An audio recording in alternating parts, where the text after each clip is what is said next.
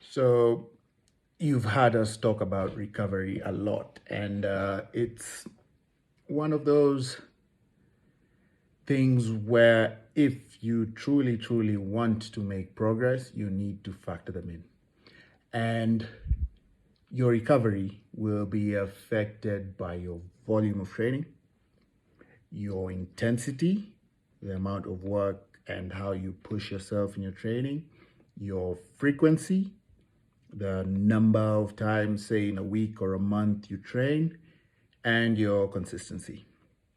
So if you're, for example, you've been consistent for 8 weeks, your volume keeps going up, your intensity is good, you're pushing hard, and you've been consistently training for 4 to 5 days.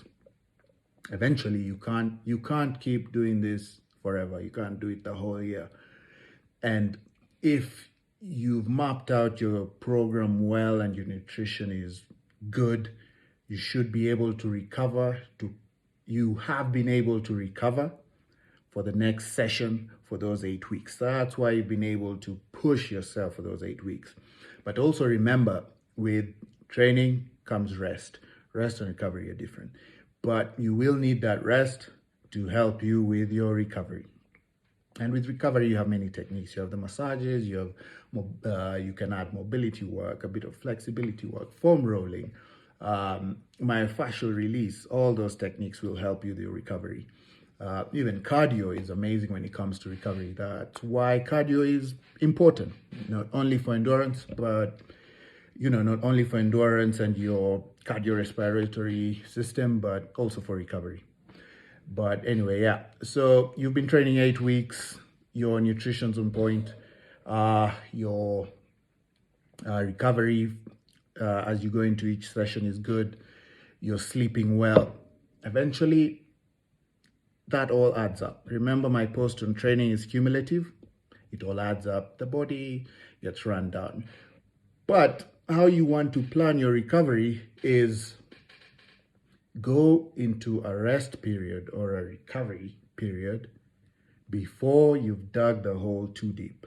So you're training, you're digging a hole, you're digging a hole, you're digging a hole. Each week you're training, you're digging a hole, but you want to dig a hole enough so you're able to come out of and say plant a tree, a nice tree that will grow and become fruitful. What you don't want is keep digging the hole so deep that you can't come out of.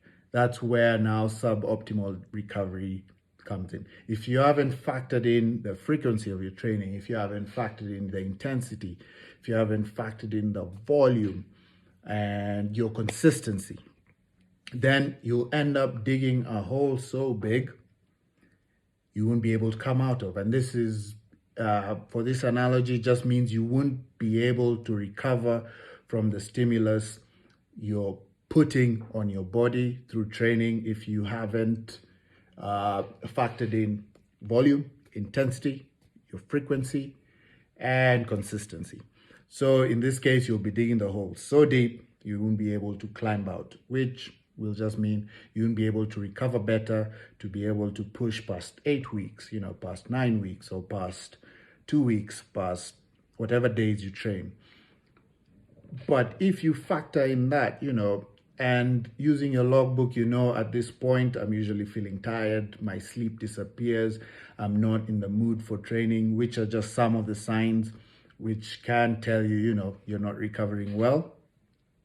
Learn to take a step back, see how you feel, rest, take a rest week, and you will train for so long, you will come to understand, what, if I train on the 5th week, I'm usually feeling beat. If I push like this with this type of volume, with this type of intensity, training this number of days, I reach a point 5th, 6th week, my sleep disappears. I don't have appetite. I don't feel like going to the gym. I'm tired. By noon, I'm sleepy. I can't be productive for the rest of the day. These are signs. So use those signs to help you make a plan that will help you recover well so you can register progress with your training and fitness plan.